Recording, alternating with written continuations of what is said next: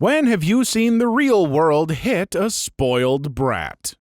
Story 1. When I was in high school, there was this horribly bratty rich kid who loved to pick on others, push people around, and play the "do you know who my dad is" card a lot. Let's call him Todd. I hated this kid all through school. Final year of high school, I'd had a bad day one day, and it obviously showed. Todd sees me walking in the hall and makes some snide remark about my shirt. I promptly tell him to shove it as I am not in the mood. He walks over to me while I am at my locker and slams my locker door and shoves me. I recall that he said something else, but I honestly don't remember what it was. I just remember that I saw red and drove my fist into his nose like a truck. I stomped away all teenage and angsty. Got called to the office the next day. Todd is sitting there with his father and the principal. I knew I was fricked. The principal shows us all the security camera footage of what went down. I'm assuming an expulsion is coming my way when Todd's father puts his hand on my shoulder and smiles. He tells Todd to say thank you, and we both look at him dumbfounded. "Why would I thank him? He broke my nose," says Todd.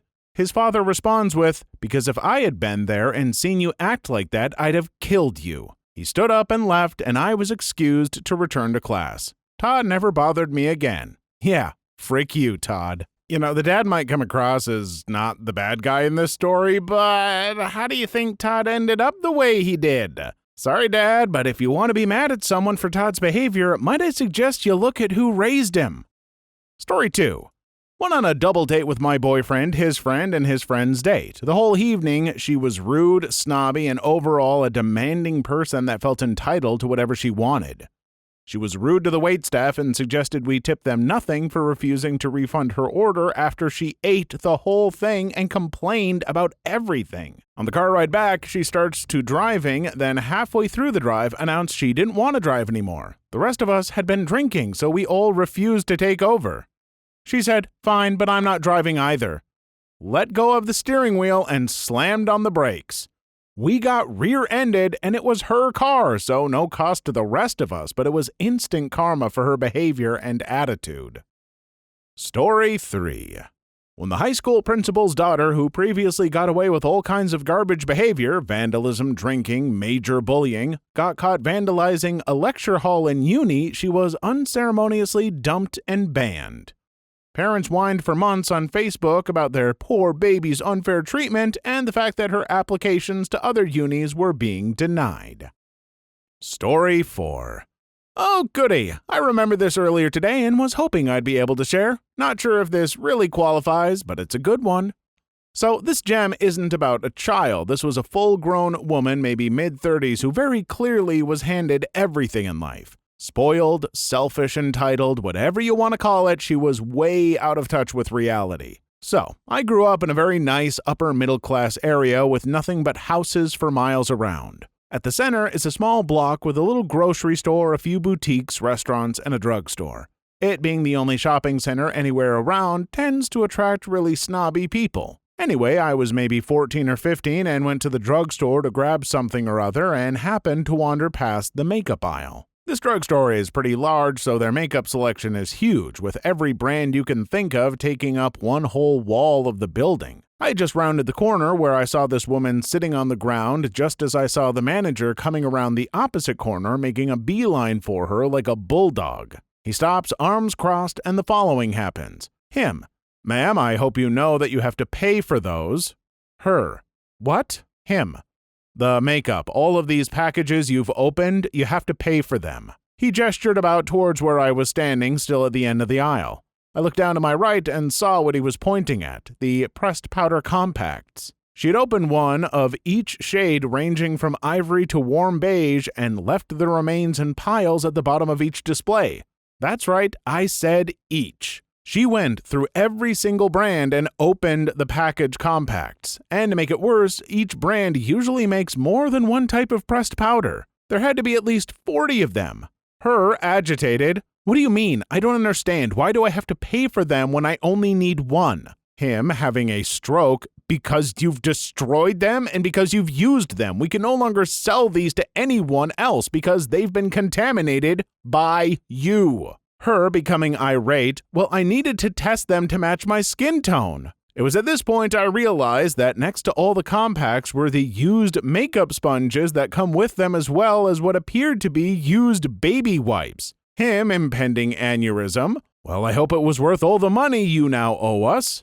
This was about 15 years ago, so the remainder of the conversation is fuzzy. I know she was panic crying and was refusing to pay, and he threatened to pay the cops. But I had to leave at that point, so I didn't get to see the outcome. But I do know that I did a little math when I got home. Nowadays, one of those compacts will cost about $10 each.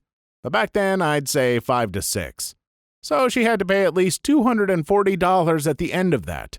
Higher-end makeup stores do have testers, but even then, they're labeled as such. I will never understand people who think they can just open and mess up products before they buy them. Sure, some products let you get an idea, but makeup?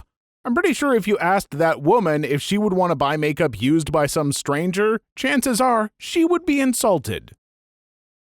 Story 5. I used to repair trails for the Forest Service, and I wouldn't call anybody a brat necessarily, but we're all pretty spoiled when it comes to manual labor and sleeping on the ground. On day one, the bush plane flies the crew out to a grass airstrip about 40 miles east of town. Then you shoulder your pack, grab an axe and a shovel, and start hiking up the canyon. Usually in the rain. Until you watch that plane disappear over the ridge, it's hard to imagine what you've signed up for. Hard labor all day, every day. Working, cooking, and camping in the rain that whole first month. No phone, no mail, no roof, and if you forgot something, you'll just have to live without it until the road opens in July. Wolves and mountain lions circle the camp at night. Sometimes bears come for your food. Everybody struggles for the first month. You'd see the kid who'd been the hard guy on his high school football team start to sit through a lunch with his head in his hands just licked. Guys who were in the 1,000-pound club at their gym slumped up against a tree all evening eating peanut butter for dinner because they were too beat to cook. Demanding as the job was, it wasn't really a physical issue. The best workers on the crew were hippie Jesus types with noodle arms who read Marcus Aurelius around the campfire at night. They just took everything as it came because no matter what, it just kept coming. Them and the Mormon ranch kids. I don't know how those kids came up, but nothing brought them down. Story 6. My dad owns a bar, and one night there was this rich kid and his friends. Boat shoes, without socks, the whole thing. He was giving one of the bartenders a tough time because he was on the shorter side. This kid was bothering the bartender for about half an hour until finally he got my dad to come out. My dad basically yelled at the kid about how the bartender enlisted in the military and fought in Afghanistan and how ashamed he should be to make fun of an honest, hard-working veteran for his height. The kid left the bar nearly crying, and I hope that experience helped him change for the better. Story 7. I was out at a farm with my cousins for a party. It was more like an afternoon barbecue with all the parents sat talking and cooking while the kids ran around playing. Usual lazy afternoon in Africa. So anyways, I was 16 at the time, making me the oldest of the kids, and I will admit that I was all back on the bus / too cool for school type of cringy teenager, and was practicing my casual aloofness. Now, there was this German couple that were this absolute monster child, 5, who made it his mission to terrorize all the other kids. The parents of little Adolf sat beaming with delight watching their little ray of sunshine playing with the other kids. Eventually, it became apparent that they were going to do nothing about it, and my parents told me to keep my cool and just ignore him. Which I did because I didn't want to put my parents in an awkward situation. At some point in the afternoon, the kid found one of those plastic toddler toys. You know, the ones where they can sit on it and push themselves around, but it also has a handle at the back that toddlers can use as a walker? So he finds this toy and is running around this lawn full speed, ramming all the other kids. Now, I did tell him nicely that it was not good to hurt the other little boys and girls, but he clean ignored me and carried on with his game, giggling and chasing the other kids. He also decided that I was now fair game, and I got rammed in the ankles and Achilles tendon a few times, and I'm fuming. His parents were watching and laughing the whole time. Eventually, I'm done with this crap, so I position myself in front of this small ditch, only about a 1/4 inch deep and full of grass, and pull out my phone pretending to read messages. I was making myself an easy target for the little brat. He comes charging up behind me, aiming for my heels again. The front wheels go into the little ditch, stopping the walker. The kid was pushing it so fast that his momentum carried him right over the handlebars, right over the push toy, and past me, face plants in the dirt going full scorpion. There was no blood, but he lay there and screamed blue murder. The best part was that the parents watched the whole thing take place, and they and the other parents never suspected that I stood in that exact spot for that exact reason. His parents were kind of peeved that the kid hurt himself while I was watching the kids, but they couldn't say anything, so they just kept the boy close the rest of the day. Saving the day for the other nice kids did make you a cool teen, LOL. I knew a guy with 2 kids like this who I was going to run a comic shop with, long story. And one day he says, "Hey, I'm going to go shopping, watch the boys for a few hours." They were currently running around the store screaming. I told him very calmly, "I'm not watching your kids, Roy. It's just for a few hours. You can leave them here, but if they run out that door, I won't be following them. Your choice." Story 8. One of my favorite things about the military is that in a uniform, nobody can tell how privileged or unprivileged you might have been. It's a total blank slate, and for many, it's humbling to not get to/have to wear your social status on your sleeve. On my second shift, there was an E2 who grew up very wealthy and was a butt about it.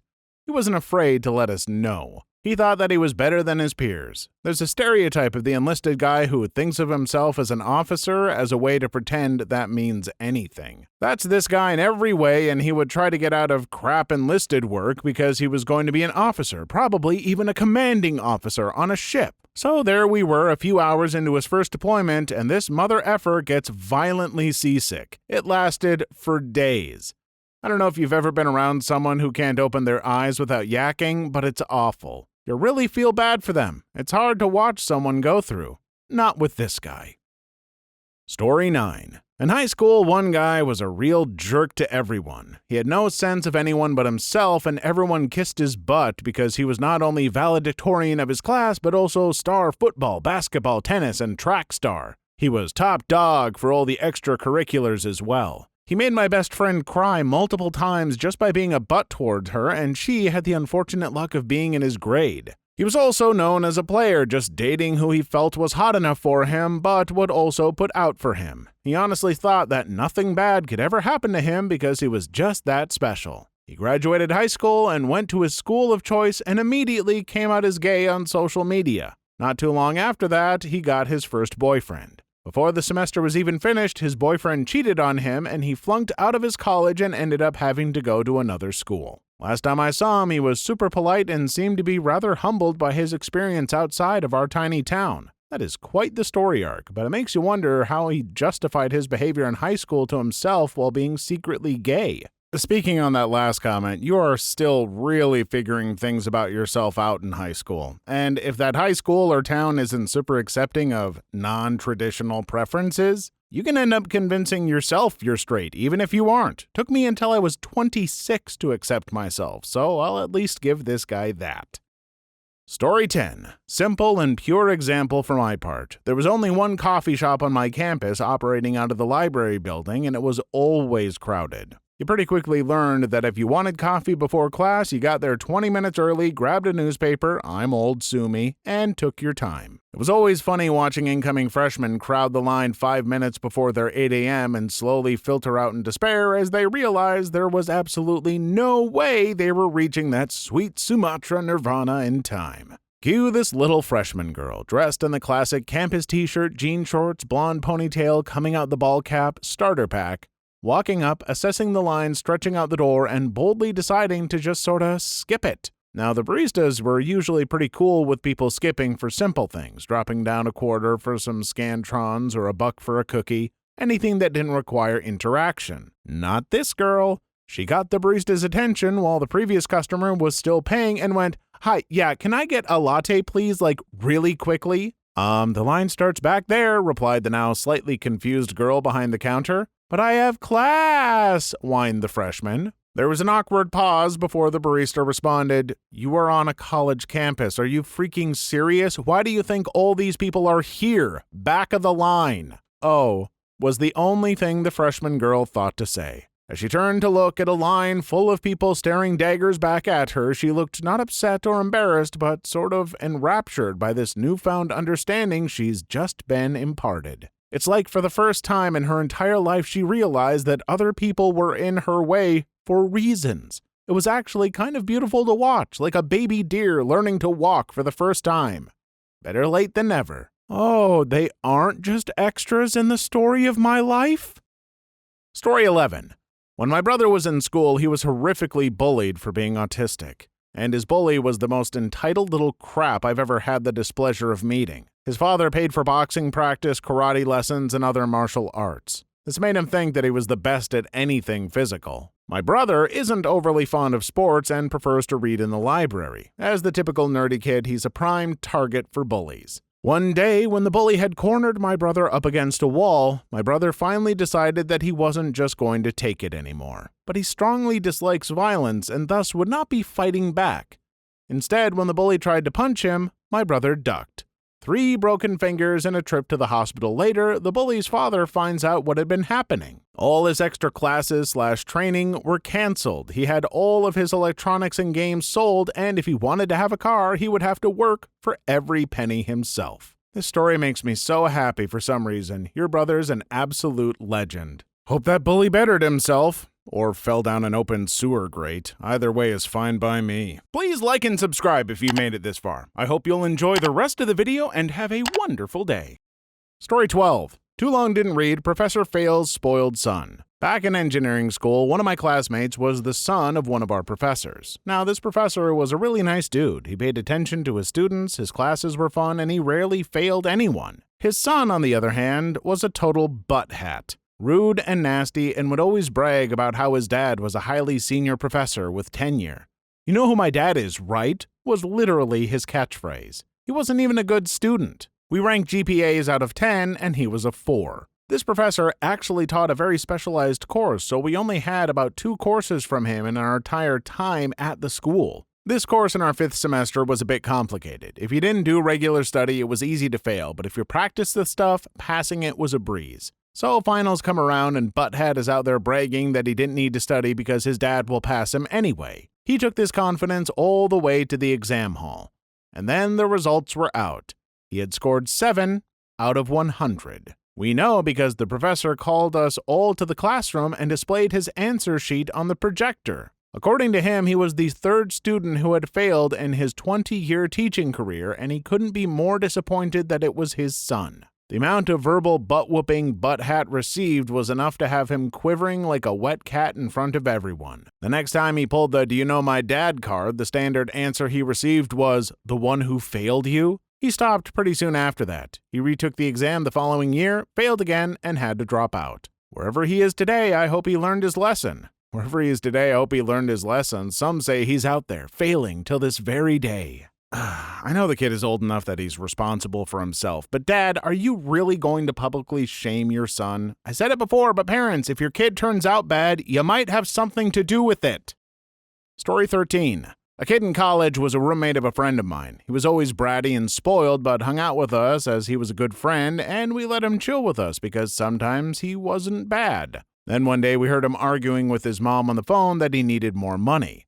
From the ensuing argument, we learned that he had, in less than 1 year, burned through 30 grand that his parents gave him for food and discretionary spending. Mind you, he was not paying for tuition or lodging or his car with his money.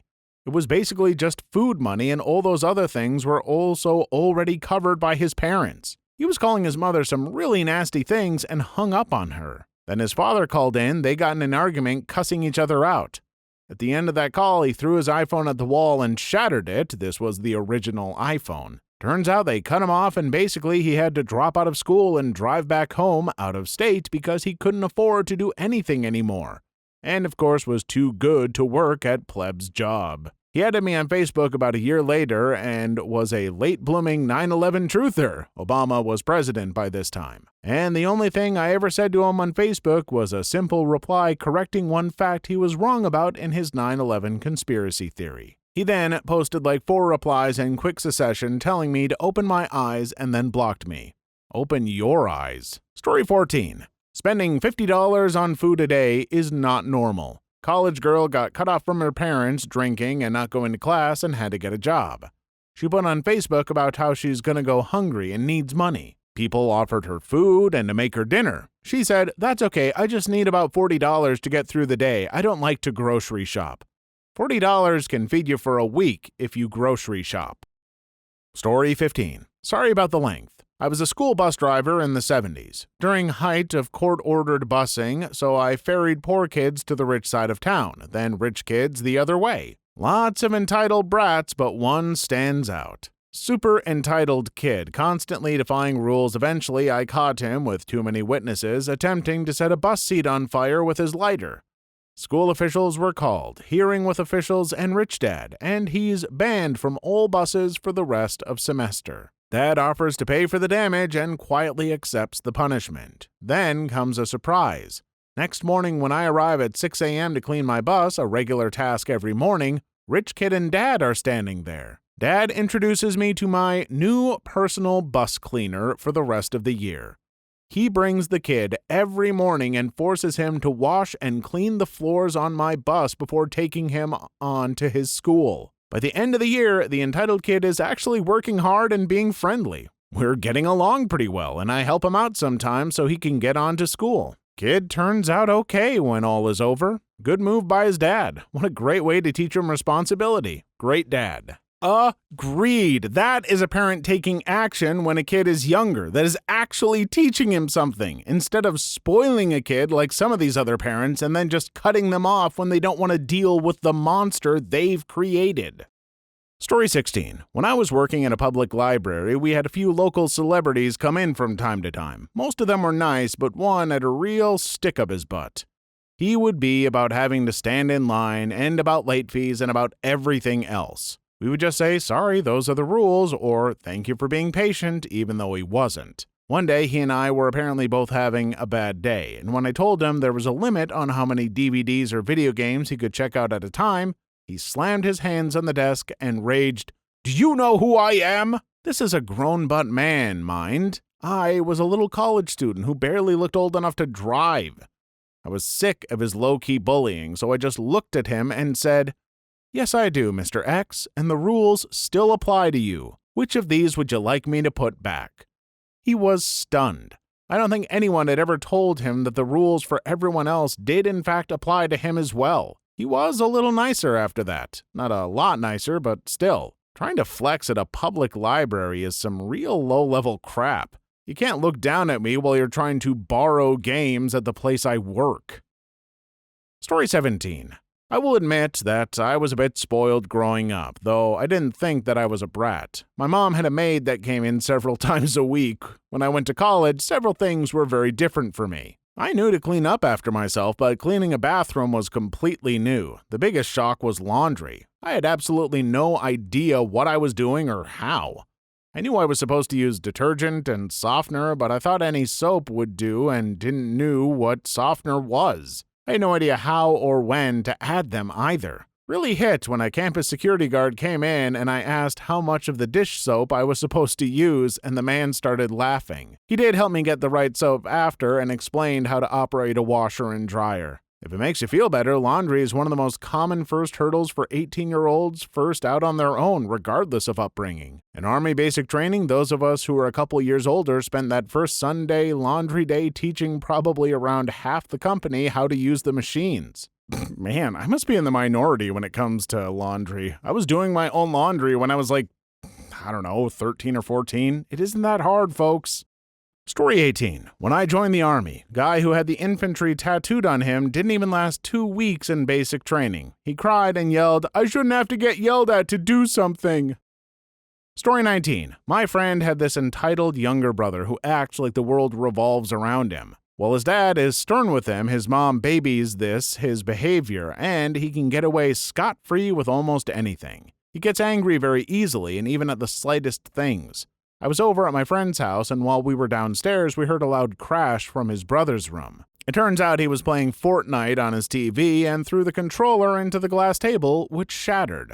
My friend called me later in the day over Discord and told me how after his dad came back, he grounded his brother for a month, and he wasn't allowed to play video games or go over to a friend's house. He had to pay for a new table with his allowance and had to do chores. He got what he deserved. Mother effer didn't get the victory and resorts to destroying property. Dang. Story 20. Traffic jam. Someone uses shoulder to skip ahead and save time because they're more important than everyone else. Gets pulled over very quickly afterwards. Seen a couple videos of it, but saw it with my own eyes a few weeks ago. It was a beautiful thing. R/convenient cop. Story 21. My former roommate's sister got slapped pretty hard. She knew absolutely nothing of the real world. Couldn't do laundry, cook food, clean, nothing. Her mom paid her share of the rent, and she didn't have to even work while she was going to college and staying under our roof. She had the perfect setup. She was so dense, she kept her social security card in her wallet, and it was stolen the first day she moved to the big city. Even though she was warned, but oh, she knew better. Later on, she decided she didn't like living with us and our rules, such as you can't let your friends live in our apartment. It's against the lease. If your friends are going to come over and make a big mess and eat all the food in the house that we pay for, we need compensation. We're fresh from college, low-income wage earners at the time. We can't afford it. And she needs to be respectful of quiet hours and clean up after herself. So she decided to make her daddy move her out so she could move in with a diagnosed schizophrenic who refused to take his meds and a hoarder. Her mother and father said, if you move out, we won't support you. She did it anyway. Oh, how she beat and moaned. I had to get a job at Burgerville. The people there stole my paycheck from my wallet because I kept all of my paycheck in cash in it. We can't afford internet. It's so expensive. Food is so expensive. Well, she ended up quitting school and moving back in with her mom. Maybe this time around her mom could actually teach her and not just pay for everything. Or just keep paying, Mom. You made your bed, now lie in it. Please leave your story in the comments. I would love to make a video on them in the future. Also, don't forget to like and subscribe.